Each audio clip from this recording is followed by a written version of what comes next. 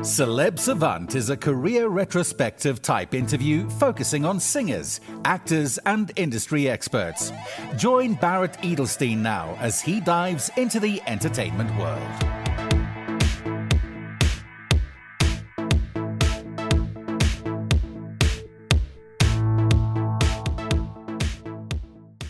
Amy Jones is a South African singer and songwriter who has continued to establish herself as one of South Africa's most uplifting and inspiring pop artists. After teaching herself guitar at just 14 years old and gaining national exposure through Idol South Africa, her career accelerated following the release of her debut single Sunrise in 2018. Over the years, Amy has released a growing catalogue of feel-good music, including the award-winning EDM collaboration You and Me, fan favorites such as Get a Little, and the chart-topping Dance on My Own, which spent 5 consecutive weeks at number 1 on Hot FM and was featured in the Netflix series Jiva. By 2023, she released her debut album My Forever Friend, which produced hit singles such as For You and Love Is In You. Her career has seen her share stages with international stars including Major Lazer, Robin S., Sybil, and DJ Zintle. She has also performed at major events including the Formula E Fan Park in Cape Town, DHL Stadium, and made her UK debut at the Shrewsbury Flower Show. In 2026, Amy released the single Again. Up next on Celeb Savant, we've got Amy Jones. Amy, where are you in the world and how are you doing? I'm very well, thank you. And I'm all the way from Paarl, Cape Town. At what age, whether as a child or teenager, did you think, okay, I want to be in this music creative world? And how did that journey progress? I think from primary school, I've always wanted to be on the stage and singing and that. And then it progressed from watching Idols, and I always watched the show. I stole my mom's phone to vote for the contestants and things like that. And I ended up then being on the show myself, and my music career just blossomed from there. Watching Idols and actually being on it and participating in it, were there any aspects that surprised you that you did not realize would be part of that world while you were watching it? Oh, yes, definitely. A lot of things that I did not see, obviously, when you're just watching from a spectator point of view and being a contestant, it's different. So my eyes were definitely opened to a few things, but it definitely gave me a little bit of a backbone, for the music industry and what's to be expected of you if you want to be in the music industry. Does Idols give you some of that foundation? I have to say in the beginning, like they do give you a little bit of, not, I wouldn't say training, but a little bit of experience regarding that, but not to the full extent of it. I remember after Idols, I was a bit overwhelmed because now I'm in the public eye and I don't know what that was like, so that was something to get used to. But other than that, it was a cool experience. What challenges did you find being in the public eye? Being in the public eye, the challenges that I found was that people would just randomly come up to you and they could basically tell you or just have their opinion about you, but you don't know them from a bar soap.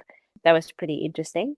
And you'd sit in a restaurant and you just want to have like a nice meal with your family. Or I remember going to, like, I think I've just lost a family member at that time. Oh, And we were sitting at a restaurant and there was a family of 3 and they were really like so amazed by seeing me, and I was like, oh my goodness, I just kind of just want to be with my family, but those little things that I think is the sacrifices that you just kind of have to make. But yeah, I think that's the only challenging part of it, being in the public eye. Yeah, those type of things. Idols, The Voice, X Factor, Britain's Got Talent, America's Got Talent, South Africa's Got Talent, Pop Stars, these types of shows have been going for, I think, since like 2000, nearly 25 years. I think the first Idols was around 2000 in the UK. Obviously, it's a platform, it's a foundation, it is still carrying on. If there weren't audiences watching, it wouldn't carry on. From your perspective and observation, do you think they're still as impactful and relevant as they were 10, 15, 20 years ago? I don't know. I don't think so. If I think of the TikTok, if I think of Instagram and all those type of things, how that is coming on board to even now recognizing like talent. It's a cool tool to use, but most people would go to their social media and use that as a tool that is, I think, even more powerful than your idols. I do believe that sometimes it's not even the winner that gets it or that makes it that far. It's the people that basically fall out top 10, top 8. So yeah, it's a cool thing to use as a tool, but I do think that Instagram, social media, that's taking over now.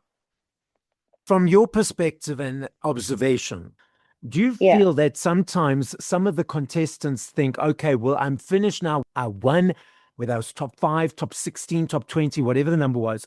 I've now had this sort of limelight for this period of time, and they expect that things will just be coming and they don't really need to push as much work in because they had that limelight and things will just fall into place. Do you think some of the contestants fall into that trap?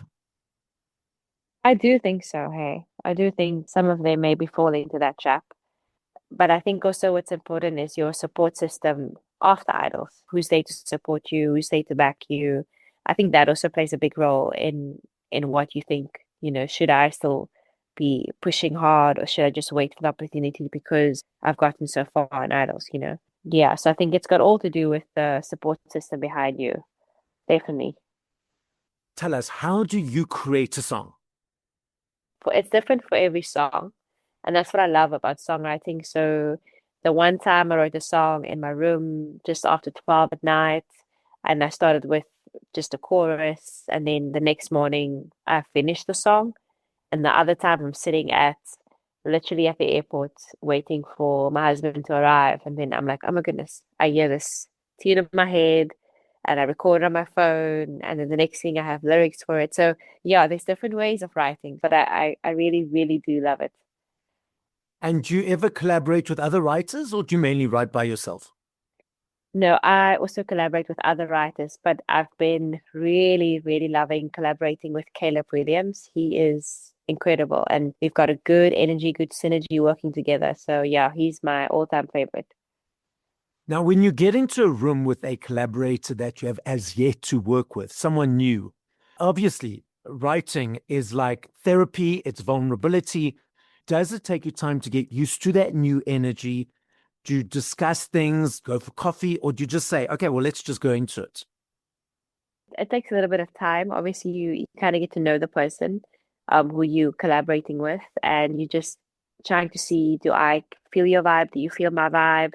And then you kind of get to a common situation where you both have something to share about, or you can have your input on a certain situation. And that's where everything just starts. Ideas come up and you just put in ideas. It's a space of where there's no judgment. So if I'm going to say this, you cannot say, oh, that sucks. Oh, that's terrible. Like, oh, Amy, okay, this will add that. I'm having this idea. Let's add this. So I think if you get to that point, then it's pretty cool. Tell us about your latest releases, what inspired them, about the tracks and everything, and what can you tell us is coming up over the next period of time? Okay, so my latest release again is a song that was actually written for me, which is actually the first time that I've done that. When I heard the song, I was like, oh wow, I can totally understand why he wrote it for me. But the song again is just about continuously trying again and again and not giving up, regardless of what it may look like and regardless of how you feel, trusting that it'll be worth it in the end. You just got to keep going. And then from another perspective, again, I also relate to the song in a way of how for my son, I will do certain things and I'll sacrifice certain things again and again for him because he's totally worth it. And but there's also a few more singles coming up for the year, which I'm pretty stoked about. And will the singles culminate into a body of work of an album? Maybe. Let's see. You referenced social media earlier, and obviously there's that element of balance in the sense of taking on negativity when the people are trolling, of worrying how many likes, all those type of things. How do you, in your world and your experience, balance all of those elements of social media? And is it something that you've always had, or what were the steps that you put in order to create this balance? I think I've always had that balance in terms of whether people like it, whether they don't like it, it's okay. Like I like what I posted and that's fine. And I think if you get to a place, of not worrying, or it's not more for the people. Yes, music is what you do for people, but I do it mostly because I love music, and then people just love what I create, which is amazing. I take that in the same way to my social media. So if I'm posting something and I've made the effort of posting that, of creating the content, and I love it, well, if they like it, then it's fine. If they don't, it's okay. They can just scroll over or scroll on. So I don't make it a big hype about it. I don't find my identity in the social media thing. I use it as a tool simply to get my music out there, to get people to listen to my song, even just to go to click on the link to go check it out. It shouldn't be your identity, if that makes sense. Yeah. I completely get it. Because a lot of people Yeah. create that as, this is my life. And Yeah, it's not that. 100%. It's not Yeah, that. Absolutely. exactly. I do collaborations with brands and I love doing those. Like if it's brands that I love, it's brands that I believe in, that I back. And I think that's actually also cool that you can do that now.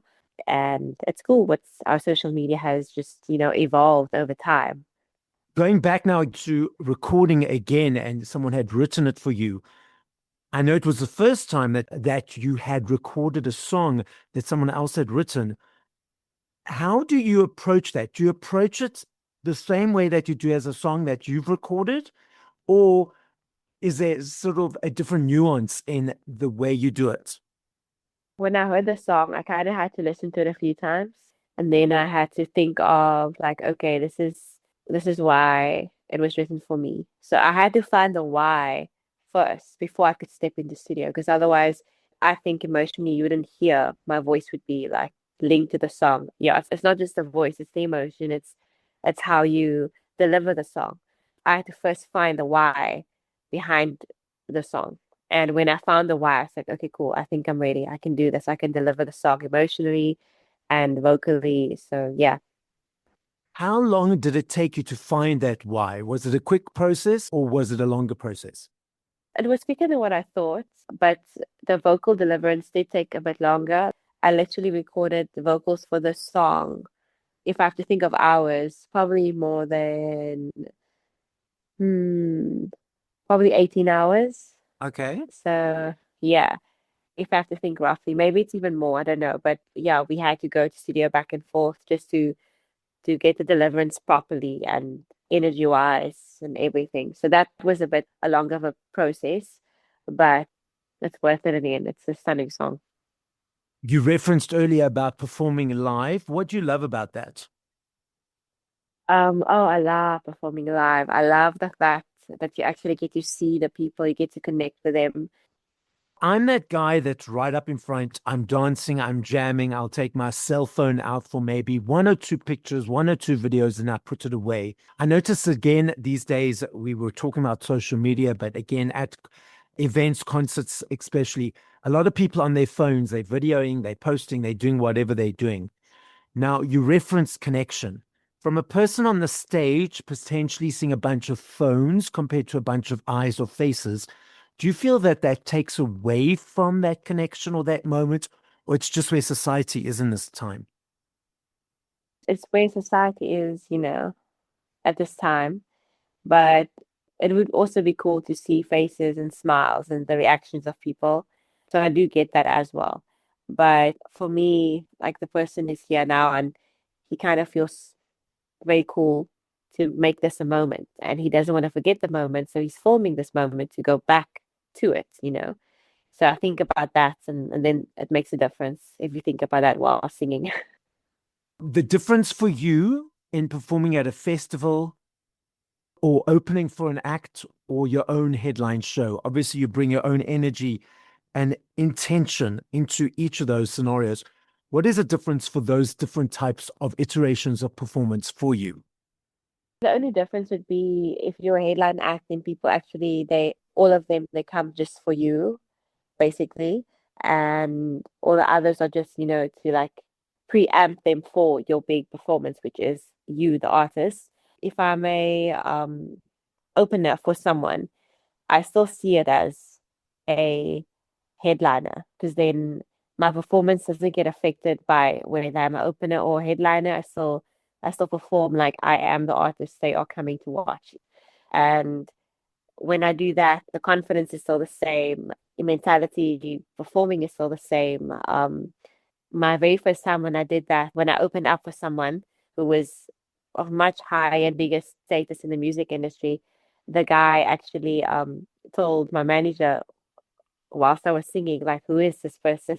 Like, I need to come up after her. Like, there's no way I can come up after her now. So you kind of want to have that vibe, from the main act saying like, oh my goodness, she's that great. Like, how am I gonna sing after her? There's space for everybody in the sun, but yeah, headline act or opener act, you still sing like you are the main act. I like that, because you're putting that energy out there into the world that I am the main act and I'll continue to be the main acts moving forward. Yeah, It's about owning that confidence, owning that energy, and owning that title. yeah, 100%. I know in our country we don't have much access because majority of the shops have closed down. I still love me a CD. I still budget for my CDs every month. For me, it's an energy exchange. Thank you to you guys for all the hard work. I love the journey of the choice, the booklet, the unpacking, listening to song from 1 to whatever number. I am not sure if you are aware, there's a massive uptick of physical around the world. As I've mentioned earlier, we don't have much access. But in the UK, Australia, Europe, America, massive. Last year in the USA, $1.04 billion spent on vinyl, the biggest since 1983. A couple of years ago in the UK, 5.9 million vinyl sold, the biggest since 1993. Last year in the UK, there's a basket of products that they gauge exchanges on. There needs to be a high number of exchanges daily for a product to be in the basket. And because of the upsurge of CDs again, CDs are now back in the basket. And the research of all of this is showing it's the teenagers, it's the younger kids diving into this world. Then we have Spotify and the streaming and those DSPs where people consume music on. What are your observations of the landscape at the moment? Oh wow. Like, I don't know when last I actually got a CD, but I don't know if we even have one here anymore. I don't think you get them like CD stores, Musica, I'm not sure. I know the CD wall. That was also part of that era where, like, I think every Christmas I'd get a CD every year. So that was quite a cool thing. But I do know now it's the easy way. Spotify, Apple, YouTube. I think it's like a best of both type of thing. Like, I would love to have a CD and music of myself. That would be so cool.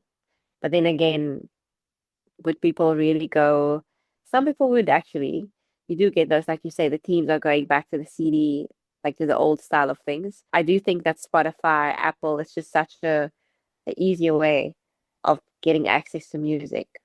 So yeah. Do you think that the listening audience should have more of an understanding of the imbalance of energy exchange? Let me explain. So I teach spinning classes and I decided to do focus groups. I did a focus group of 10 people, 8 people, 3 people, not massive amounts, really in the general terms of population, but all of these people, cross age, cross culture, cross diverse, they mainly listen to music on streaming.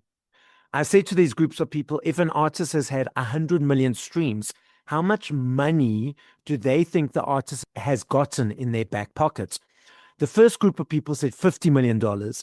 The second group of people said $1 million. The third group of people said 300,000 to 2 million. I said, well, actually, no, it's more like a couple of thousand.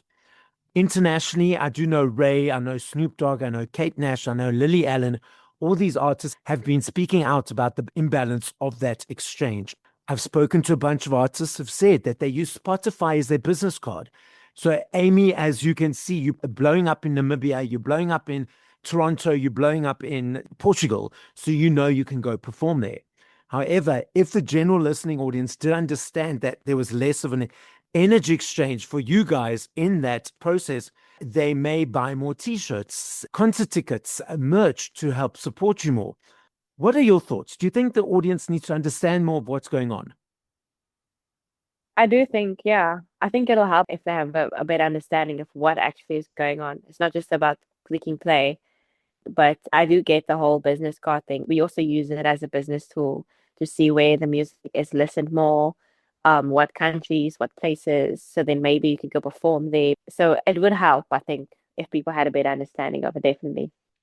I love this next game. I know if I had to ask you this question in 2 minutes, in 20 years, or in 2 days, I understand that your answer will be different. This is important to understand. I'm not saying favorite. I'm saying top of mind. If once we finish this conversation, you want to go away and relax and listen to 5 other artists, just top of mind, who would those 5 artists be in this moment? In this moment, it would be Ed Sheeran, Tori Kelly, maybe a CC Winans would be cool, Lauren Daigle, and then first one would be maybe Freya Reddings. Amy, the podcast is listened to throughout the world. As a final message, what would you like to say? I would just like to say to anyone who has a dream, to anyone who feels like they have a dream, but maybe it's not possible. I want to tell you that it is possible. And then I want to also encourage you to keep trying, no matter how hard it is. Thank you for listening to this episode of Celeb Savant. Please follow Barrett on TikTok, Instagram, YouTube, and Facebook at Celeb Savant. That's CelebSavant.